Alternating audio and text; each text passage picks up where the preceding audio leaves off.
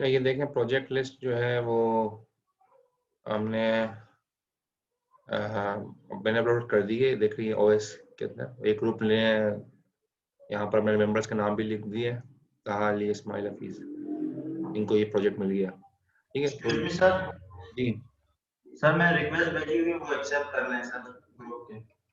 अच्छा, 2 जी रिक्वेस्ट आई सर। हुई है। कौन कौन है? सुल्तान मीर, ये जी सर।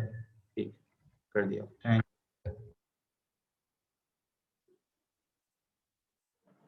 तो आप लोग जो है ना, जो जो बस ये ख्याल रखिएगा, किसी एक ग्रुप को जो प्रोजेक्ट मिल गया दूसरे ग्रुप को वो प्रोजेक्ट नहीं मिलेगा। तो कमेंट्स में सबको नजर आ रहा है, जैसे इन्होंने प्रोजेक्ट ले लिया शेड्यूलिंग एल्गोरिथम का सिमुलेशन, तो ये इनको मिल गया। अभी दूसरा कोई ग्रुप ये प्रोजेक्ट नहीं लेगा। ठीक है, तो इस तरह से बस जो जो बस आप ये देख लें कि आपकी पसंद का प्रोजेक्ट है और किसी ने लिया नहीं है तो बस वो आपको मिल जाएगा। आप अपना कमेंट्स में लिख दीजिएगा। तो फर्स्ट कम फर्स्ट सर्व पे ही होगा, ज़ाहिर है जो पहले लोग करेंगे तो उनको पहले ही मिलता जाएगा।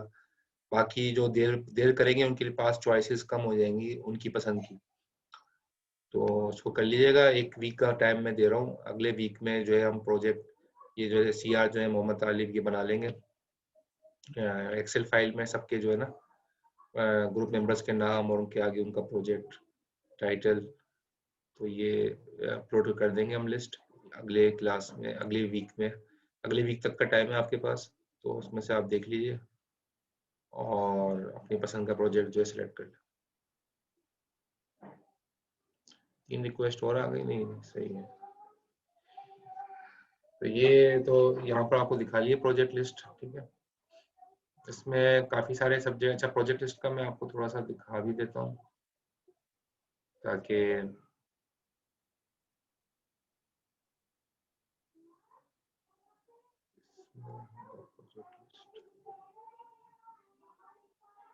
तो ये प्रोजेक्ट लिस्ट आपके सामने है।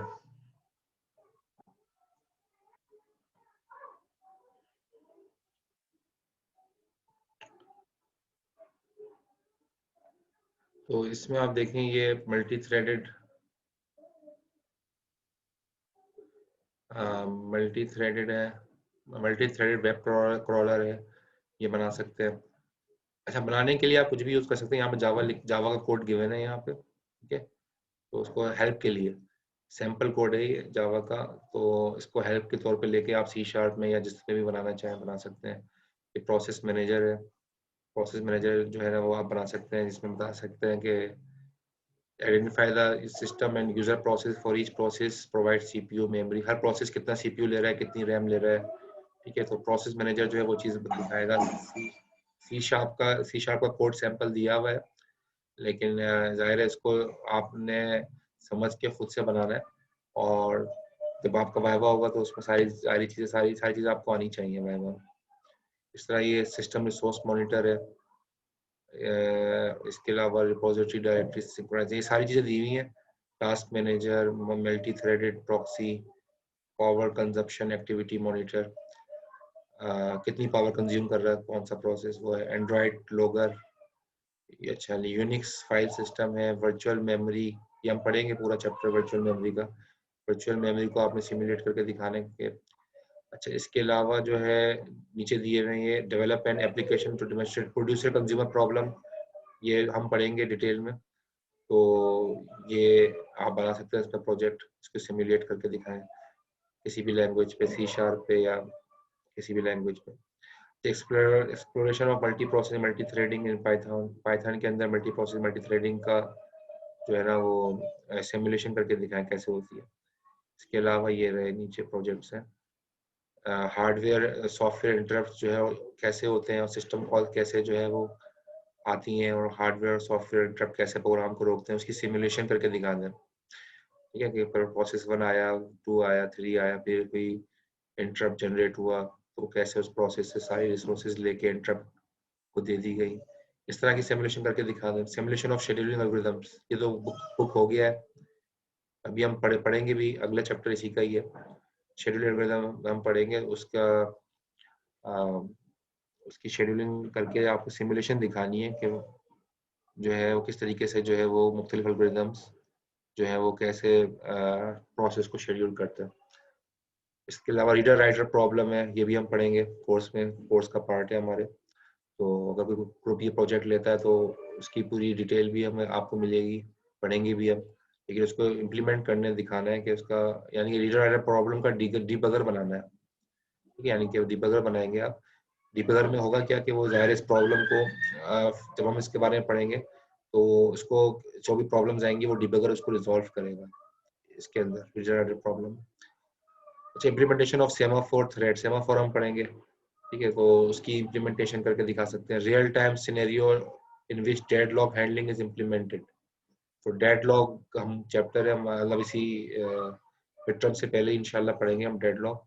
तो ये भी आप ले सकते हो, उसकी इम्प्लीमेंटेशन जो है वो करके दिखानी होगी रियल टाइम के अंदर, यानी कि इसको सिमुलेशन करके दिखानी है। एक्चुअली पूरा कॉन्सेप्ट हम पढ़ेंगे, उसको सिमुलेट करके दिखाना है उस कॉन्सेप्ट को। इस तरह simulation of the long term, short term and mid term scheduler, इसके बारे में डिटेल में मैं आपको भी बताऊंगा, भी आज की क्लास में भी बताऊंगा मेरे ख्याल में।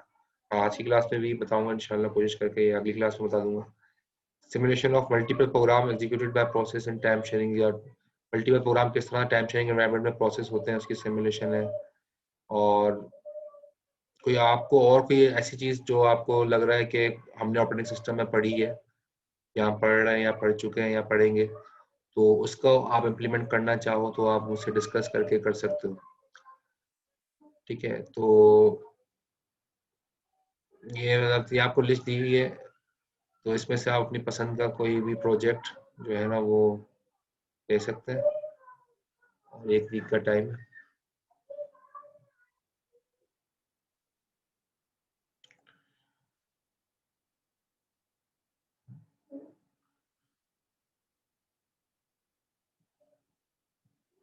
तो जी लास्ट क्लास में हमने ये किया था ना, हमने प्रोसेस स्केजुलिंग पढ़ लिया था। Yes sir.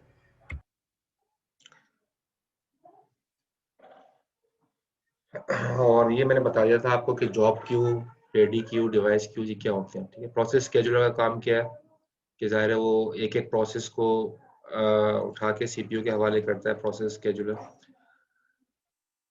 और job queue, ready queue, device Q. Job queue ये मैंने बताया था, तीनों क्यूज बनती हैं। रेडी क्यू रैम के अंदर बनती है, यानी कि वो प्रोसेस जो चलने के लिए तैयार है लेकिन इस वक्त रैम में मौजूद है, चल नहीं रहे लेकिन चलने के लिए तैयार है, वो रेडी क्यू में होते हैं, ठीक है। और जॉब क्यू का मतलब क्या है कि वो प्रोसेस जो इस पर रैम में नहीं है बल्कि रैम से बाहर है, वो सारे प्रोसेस जिनको चलना है लेकिन अभी वो रैम में दाखिल नहीं हुए, रैम से बाहर है, उनको कहते हैं जॉब क्यू। और जो रैम में आ जाएंगे वो हो जाएंगे रेडी क्यू। लेकिन चले दोनों ही नहीं है, ना जॉब क्यू चला है, जॉब क्यू तो पहले की चीज़ है, जब रैम में दाखिल नहीं हुआ, जब रैम में दाखिल होगी तो रेडी क्यू। और रेडी क्यू से फिर जो है चीज़ें चलना शुरू होती हैं, प्रोसेस रेडी क्यू से निकल के फिर सीपीयू उनको चलाता है। इस तरह डिवाइस क्यू है। डिवाइस क्यू का मतलब क्या है कि जो कोई भी प्रोसेस जो कि आईओ का वेट कर रहा हो, किसी भी इनपुट आउटपुट डिवाइसेस का अगर वेट कर रहा है कोई भी प्रोसेस, तो ऐसे सारे प्रोसेस की जो क्यू बनती है वो डिवाइस क्यू में बनती है, ठीक है। तो ये हम 3 तरह की क्यूज हमने डिस्कस कर ली थी पिछली क्लास में। और ये मैंने ये भी बताया था स्लाइड में जैसे दिखाया गया है कि उनकी जो है ना वो लिंक क्यू मेंटेन होती है। तो रेडी यहाँ पर दिखाया है, रेडी क्यू है, रेडी क्यू दिखाई गई है, और वेरियस आईओ डिवाइसेस की क्यूज जो है वो यहाँ पर दिखाई गई हैं। लिंक लिस्ट डेटा स्ट्रक्चर के अंदर इम्प्लीमेंटेशन हुई हुई है। तो ये रेडी क्यू का दिखाया जो कि रैम में मौजूद है, सारे प्रोसेस उनकी क्यू बनी है। तो एक ये सारे प्रोसेस कंट्रोल ब्लॉक है, ठीक है। तो हेड के अंदर जो है वो हेड होता है, आपको पता है लिंक लिस्ट में, और टेल होता है। तो हेड से स्टार्ट होता है और टेल पे खत्म होता है, ठीक है। तो सबका प्रोसेस कंट्रोल ब्लॉक जो है वो एक के बाद दूसरा, एक प्रोसेस कंट्रोल ब्लॉक पे जाएंगे, एक के बाद दूसरा, दूसरे के बाद तीसरा। इस तरह प्रोसेस कंट्रोल ब्लॉक जो है वो सारे प्रोसेस इस तरह 1 बाय 1 एग्जीक्यूट होंगे। मतलब सारे प्रोसेस 1 बाय 1 इस तरह रेडी क्यू के अंदर आ जाएंगे। और एग्जीक्यूशन जो है वो ज़ाहिर है इन्हीं प्रोसेस के अंदर होगी, रेडी क्यू से उठाए जाएंगे। बाकी ये जितने भी हैं magnetic tape, unit 1, disk 1, terminal, ये सारे के सारे आईओ डिवाइसेस की क्यूज बनी हुई है, ठीक है। यानी कि ये मैग्नेटिक टेप एक डिवाइस है, ठीक है, ये डिवाइस है, डिस्क जो है वो एक डिवाइस है, टर्मिनल, यूनिट 0 एक तरह का डिवाइस है। तो इन सारी डिवाइसेस की अपनी अपनी लिंक लिस्ट बनी हुई है। तो इन सब की अपनी अपनी क्यूज बनती हैं, और फिर इसकी स्केजुलिंग होती है बाद में। अब हम यहाँ से, ये हमने स्लाइड मेरे ख्याल में नहीं की थी, तो प्रोसेस स्केजुलिंग जो है ना, वो यहाँ पर क्यूइंग डायग्राम दिखाई है। क्यूइंग डायग्राम का मतलब ये है कि किस तरीके से सारे प्रोसेस जो हैं वो क्यू में, क्यू कैसे मेंटेन होती है, ठीक है। तो रेडी क्यू के अंदर सारे प्रोसेस हैं, और ज़ाहिर है जैसे P1, P2, P3 जितने प्रोसेस रेडी क्यू में है, रैम के अंदर है, इसका मतलब रेडी क्यू का मतलब रैम में, और वो सीपीयू उनको चलाने जा रहा है, ठीक है। सीपीयू रेडी क्यू से प्रोसेस उठ के सीपीयू के पास आएगा, सीपीयू उसको एग्जीक्यूट करेगा, और एग्जीक्यूट करने के दौरान या तो वो प्रोसेस एग्जीक्यूट होके ख़त्म हो जाएगा, ये बाहर एरो जा रहा है वो ये दिखा रहा है कि एग्जीक्यूट होके वो प्रोसेस कंप्लीट हो गया, या अभी एग्जीक्यूट हो रहा था, एग्जीक्यूट हो रहा था, कोई आईओ रिक्वेस्ट आ गई, ठीक है, कोई आईओ रिक्वेस्ट आ गई, तो आईओ रिक्वेस्ट आने की वजह से उसको जो है फिर सीपीयू से उसकी प्रोसेस को, इसकी एग्जीक्यूशन को रोक दिया गया, और आईओ रिक्वेस्ट आ गई, तो आईओ आईओ क्यू में वो दाखिल हो गया प्रोसेस।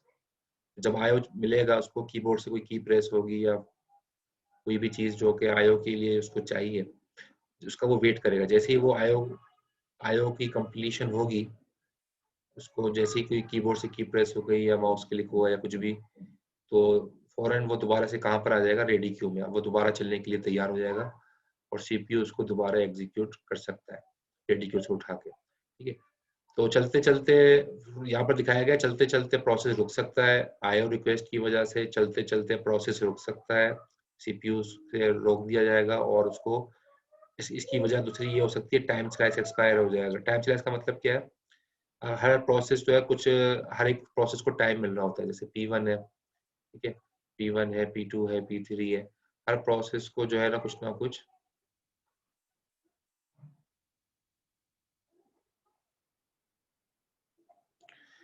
P1, P2, P3 है, तो सबको टाइम मिल रहा है, इसको भी 2 मिली सेकेंड्स मिले हैं, इसको भी 2 मिली सेकेंड्स मिले हैं, इसको भी 2 मिली सेकेंड्स मिले हैं, तीनों प्रोसेस हैं, तीनों को 2 मिली सेकेंड्स मिले हैं, ठीक है। तो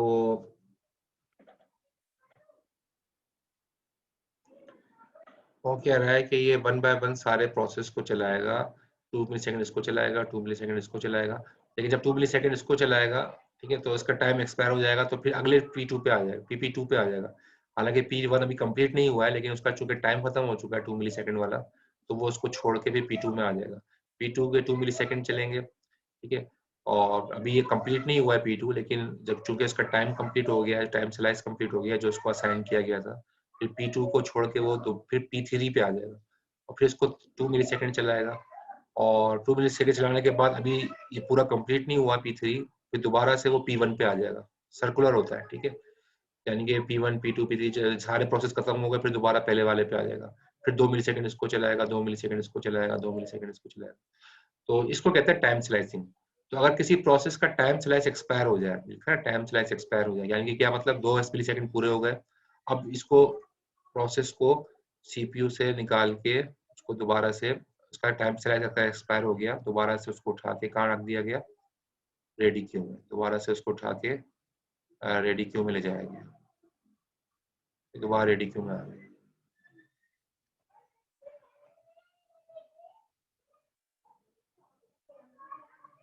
ठीक है। पाइथन पे भी कर सकते हैं, आशिर आशिर पूछ रहे हैं पाइथन पे कर सकते हैं, जी बिल्कुल पाइथन पे भी आप बना सकते हैं, लैंग्वेज की कोई रिस्ट्रिक्शन नहीं है, लेकिन बस ये होगा आपका जब वाइवा होगा ना, उसमें सारे कॉन्सेप्ट क्लियर होने चाहिए आपको, और यानी कि सारी इम्प्लीमेंटेशन के हवाले से जो आपने किया है काम, वाइवा में आपको सारे कॉन्सेप्ट क्लियर होने चाहिए, तो डिफेंड आपका वाइवा के अंदर आप खुद करेंगे अपने आप को।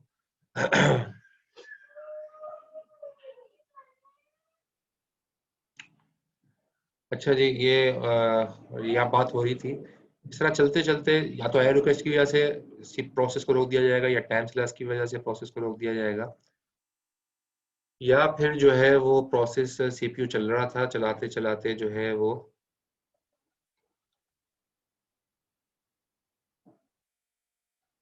उसका फोर्क का चाइल्ड, यानी कि कोई प्रोसेस ने अपना चाइल्ड क्रिएट किया, जब चाइल्ड क्रिएट किया तो पेरेंट वेटिंग में आ जाता है, और फिर चाइल्ड चलना शुरू हो जाता है, ये मैंने पिछली क्लास में बताया था, पेरेंट वेटिंग में आ जाएगा और चाइल्ड चलना शुरू हो जाएगा, चाइल्ड एग्जीक्यूट होगा, और जब चाइल्ड चलने के लिए ज़ाहिर है वो दोबारा से वो रेडी क्यू में आएगा। इस तरह से किसी प्रोसेस को रोका जाएगा, किसी इंटरप्ट की वजह से भी रोक सकते हैं, ठीक है, इंटरप्ट आ गया, तो इंटरप्ट जो है वो हार्डवेयर इंटरप्ट भी हो सकता है, सॉफ्टवेयर इंटरप्ट भी हो सकता है। तो इंटरप्ट आने की सूरत में वो प्रोसेस जो है रोक दिया जाएगा, और जैसे ही इंटरप्ट अकर होगा और कंप्लीट होगा, उसके फौरन बाद दोबारा से वो प्रोसेस रेडी क्यू में आ जाएगा और रेडी क्यू से दोबारा उसको चलाया जाएगा। तो इस तरह से मुख्तलिफ क्यूज जो है वो मेंटेन होती रहती हैं ऑपरेटिंग सिस्टम के अंदर, और उसकी प्रोसेस को रोक के जो है वो किसी भी क्यू में जो उसकी वजह बनती है उसको दाखिल कर दिया जाता है, और दोबारा से वो रेडी क्यू में आ जाता है। फिर दोबारा से वो सीपीयू उसको एग्जीक्यूट करने लगता है, हत्ता कि जब तक वो प्रोसेस कंप्लीट नहीं होता उसी तरह से क्यू के अंदर जो है वो प्रोसेस रहता है।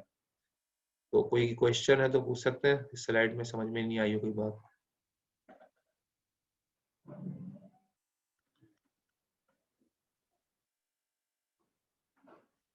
ओके, क्लियर है।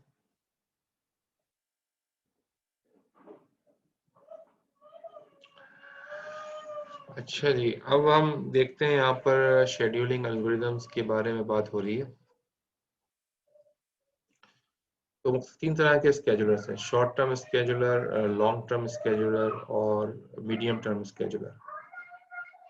स्केड्यूलर क्या होते हैं? ये जाहिर जॉब को स्केड्यूल करते हैं, किसी भी प्रोसेस को स्केड्यूल करते हैं। तो शॉर्ट टर्म स्केड्यूलर जो है, शॉर्ट टर्म स्केड्यूलर जिसको हम सीपीयू स्केड्यूलर भी कहते हैं, ठीक है। Select which process should be executed next and allocate CPU. कौन सा प्रोसेस जो है वो, यानी कि शॉर्ट टर्म स्केड्यूलर या सीपीयू स्केड्यूलर जो सिलेक्ट करता है कि अगला जो है वो प्रोसेस कौन सा जो है वो चलेगा, ठीक है। यानी कि सीपीयू स्केड्यूलर यही करता है कि कौन सा प्रोसेस सीपीयू को असाइन होगा, तो ये काम ये करता है। इसके शॉर्ट टर्म इसलिए नाम दिया है कि जाहिर है ये इसकी मेन जिम्मेदारी यही होती है कि रेडी क्यू से उठाएगा किसी भी प्रोसेस को और सीपीयू के हवाले जो है वो सीपीयू को चलाने के लिए उसको प्रोवाइड करेगा। तो ये काम जो है शॉर्ट टर्म स्केड्यूलर का होता है। तो यहाँ पर लिखा है sometimes the only scheduler in a system, ठीक है ना। बाज़ औक़ात ये सिर्फ एक ही स्केड्यूलर होता है, जो बहुत सिंपल से सिस्टम होते हैं ऑपरेटिंग सिस्टम, उनमें एक ही स्केड्यूलर होता है, शॉर्ट टर्म स्केड्यूलर। लेकिन जो अच्छे ऑपरेटिंग सिस्टम होते हैं उनमें short term, long term, medium term तीनों स्केड्यूलर्स होते हैं। अच्छा, यहाँ पर लिखा है point short term scheduler is invoked frequently. इसका मतलब क्या है?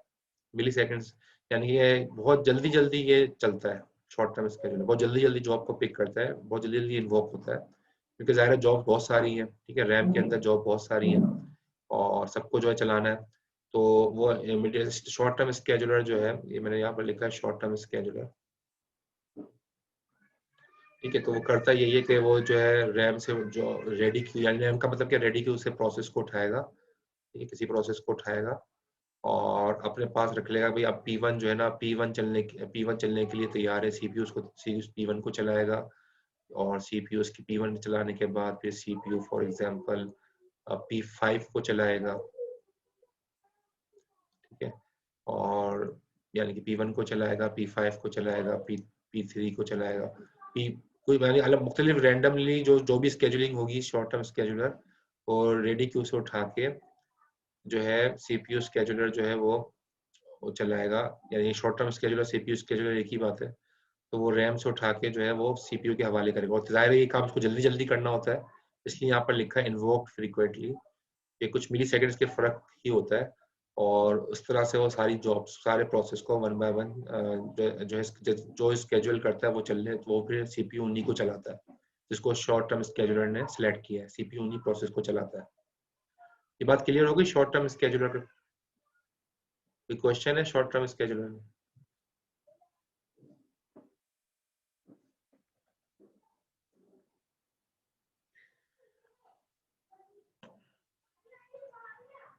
ठीक है। फिर है इसके बाद long term scheduler. Long term scheduler को हम जॉब स्केड्यूलर भी कहते हैं, ठीक है। लॉन्ग टर्म स्केड्यूलर को जॉब स्केड्यूलर भी कहते हैं। इसका मतलब क्या है? इसका मतलब ये है कि जो select which process should be brought into the ready queue। Ready queue में किस प्रोसेस को लेकर आए, वो लॉन्ग टर्म स्केड्यूलर काम करता है। यानी कि रेडी क्यू का मतलब क्या है? रैम। तो अभी रैम के अंदर कोई प्रोसेस नहीं है, ठीक है, रैम के खाली है, अभी यूँ समझ लें एक तरह से रैम के अंदर कोई प्रोसेस नहीं है। तो ये लॉन्ग टर्म स्केड्यूलर जो है वो ये काम करेगा कि जो अगर बाहर प्रोसेस रखे हुए हैं P1, P2, P3, ये प्रोसेस जो है वो बाहर रखे हुए हैं रैम के, और फिर जो है वो ये काम करेगा कि वो पिक करेगा, लॉन्ग टर्म स्केजुलर जो है वो पिक करेगा कि कौन से जो बाहर रखे हुए प्रोसेस उनको रैम के अंदर लेकर आया जाए। ठीक है, तो फॉर एग्जाम्पल P1 को रैम में ले आया, लॉन्ग टर्म स्केजुलर P1 को रैम में ले आया। तो ये जो क्यू है जो रैम से बाहर है, ये कौन सी क्यू है? Job queue. ठीक है, इसको जॉब क्यू कहते हैं, जो मैं पहले बता चुका हूँ। ये जो अभी रैम में दाखिल नहीं हुई, तो जॉब क्यू में से पिक करके रैम में दाखिल करेगा, या दूसरे लफ्जों में जॉब क्यू से रेडी क्यू में लेकर आएगा। कौन लेकर आएगा? Long term scheduler, long term scheduler. ठीक है, तो ये भी हम कह सकते हैं कि लॉन्ग टर्म स्केजुलर का काम रेडी क्यू को बनाना है, रेडी क्यू मेंटेन करता है, वो जॉब क्यू से रेडी क्यू में लेकर आता है। इसको जॉब स्केजुलर भी कहते हैं। ठीक है, क्योंकि ये जॉब को स्केड्यूल करता है कि अब रेडी क्यू में आती हैं तो स्केड्यूल हो जाती है। वो सीपीयू स्केड्यूलर कहलाता है, short term scheduler CPU scheduler भी कहलाता है, क्योंकि वो सीपीयू चलाता है। ये जो रेडी क्यू में है सीपीयू उसको चलाएगा। जबकि लॉन्ग टर्म स्केड्यूलर जो है वो जो बाहर रखी हुई है रैम से जॉब, उनको रैम में लेकर आएगा। तो लॉन्ग टर्म स्केड्यूलर जो है ना, ये इन्वोक्ड होता है इनफ्रीक्वेंटली। क्या मतलब? ये देर देर से इन्वोक होता है, सेकंड या मिनट के बाद, क्योंकि जाहिर है जो जॉब बाहर रखी हुई है उनको लेकर आ जाएगा जब रैम में, तो बाहर अगर कोई जॉब आएगी तब ये इन्वोक होगा। ठीक है, कोई बाहर जॉब आएगी फिर उसको रेडी क्यू में ले जाने के लिए, फिर ये इन्वोक होगा। तो ये काफी वक्फे के साथ इन्वोक होता है कि इसका टाइम इससे बहुत ज्यादा, यानी इसका टाइम ज्यादा होता है। सीपीयू स्केड्यूलर या शॉर्ट टर्म स्केड्यूलर का टाइम कम होता है, लॉन्ग टर्म स्केड्यूलर का टाइम उससे ज्यादा होता है। ठीक है, तो ये इनफ्रीक्वेंटली इन्वोक होता है। तो एक्चुअल में काम लॉन्ग टर्म स्केड्यूलर जो है ना, वो क्या कंट्रोल करता है? वो कंट्रोल करता है degree of multi programming. Degree of multi programming का मतलब ये है कि कितने प्रोसेस एक वक्त में चलने चाहिए। ठीक है ना, अब उसको पता है, जैसे फॉर एग्जांपल 100 प्रोसेस आ गए, P1 P2 P3 P4 P5, इस तरह P100 तक। ठीक है, यानी कि दूसरे लफ्जों में P1 से लेके P100 तक 100 प्रोसेस आ गए। अब 100 प्रोसेस जो है आ गए हैं, तो लॉन्ग टर्म स्केड्यूलर जो है ना 100 के 100 प्रोसेस को दाखिल नहीं कर रहा रैम में। वो देखेगा यार मैं 100 के 100 अगर दाखिल कर दूंगा तो फिर तो सिस्टम की एफिशिएंसी मुतासर हो जाएगी, स्लो हो जाएगा। तो वो पिक करेगा लॉन्ग टर्म स्केड्यूलर, भाई एक में से 100 तक प्रोसेस है, वो शुरू में 30 प्रोसेस को उठा के ना रेडी क्यू में ले आएगा। तो 30 प्रोसेस चल जाएंगे, फिर अगले 30 उठा लेगा या 40 उठा लेगा, फिर वो चल जाएंगे, फिर अगले 20-25 उठा लेगा। इस तरह से वो डिग्री ऑफ मल्टी प्रोग्रामिंग को मेंटेन करता है कि कितने प्रोसेस एक वक्त में एक साथ चलेंगे ताकि सिस्टम की एफिशिएंसी मुतासिर ना हो। तो डिग्री ऑफ मल्टी प्रोग्रामिंग को मेंटेन करता है लॉन्ग टर्म स्केड्यूलर। कोई question long term scheduler clear है?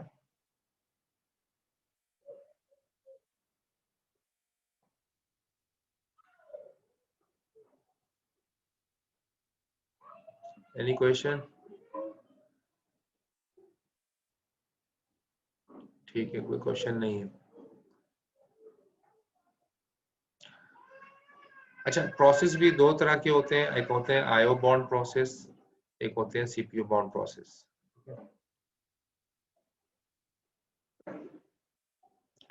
प्रोसेस की दो टाइप्स होती हैं, आईओ बाउंड और सीपीयू बाउंड।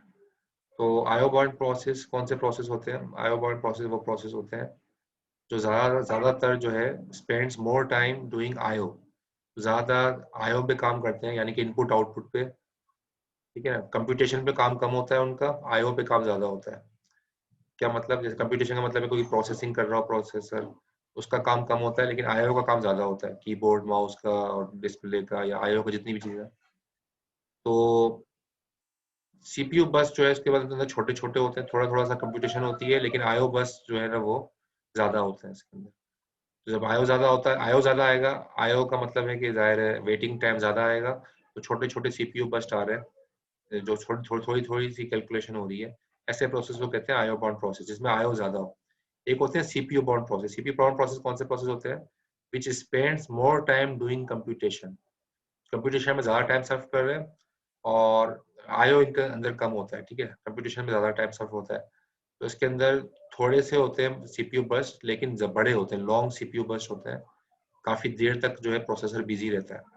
तो ऐसे प्रोसेस को कहते हैं सीपीयू बाउंड। तो आईओ बाउंड प्रोसेस में बहुत वक्फे वक्फे से जो है ना आईओ आईओ चूंकि जल्दी जल्दी आता रहता है, तो आईओ की तादाद ज्यादा होती है, कंप्यूटेशन की तादाद कम होती है। जबकि सीपीयू बाउंड प्रोसेस के अंदर कंप्यूटेशन की तादाद ज्यादा होती है, आईओ की तादाद कम होती है। तो लॉन्ग टर्म स्केड्यूलर का ये काम है भी होता है कि वो देखता है कि भाई उन दोनों का जो है गुड मिक्सचर आ जाए। गुड मिक्सचर आ जाए क्या मतलब कि कुछ आईओ प्रोसेस उठा लिए, कुछ सीपीयू बाउंड प्रोसेस उठा लिए, ताकि सीपीयू, अगर वो सारे सीपीयू बाउंड प्रोसेस उठा लेगा तो सीपीयू बहुत बिजी हो जाएगा, ठीक है। यानी कि सीपीयू यूं समझ लो कि इसको वेट करने का मौका ही नहीं मिलेगा। तो ऐसा भी नहीं होना चाहिए। तो वो कुछ जो है वो आईओ बाउंड प्रोसेस उठाता है, कुछ सीपीयू ऐसा मिक्सचर उठाता है कि सीपीयू की एफिशिएंसी मुतासिर ना हो और दोनों प्रोसेस चलते रहे, आईओ बाउंड भी चले, सीपीयू बाउंड भी चले, डिले ना आए। क्लियर होगी इस स्लाइड में? कोई क्वेश्चन ओवरऑल इस स्लाइड में कोई बात समझ में नहीं आई हो?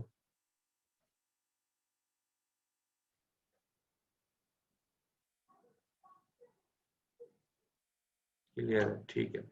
अच्छा जी, ब्रेक लेते हैं, 1:25 हो रहे हैं, तो नमाज भी पढ़नी है, 1:30 बजे नमाज है, तो फिर नमाज पढ़ते हैं और तकरीबन 20 मिनट का ब्रेक लेते हैं, 20-25 मिनट फिर स्टार्ट करते हैं क्लास।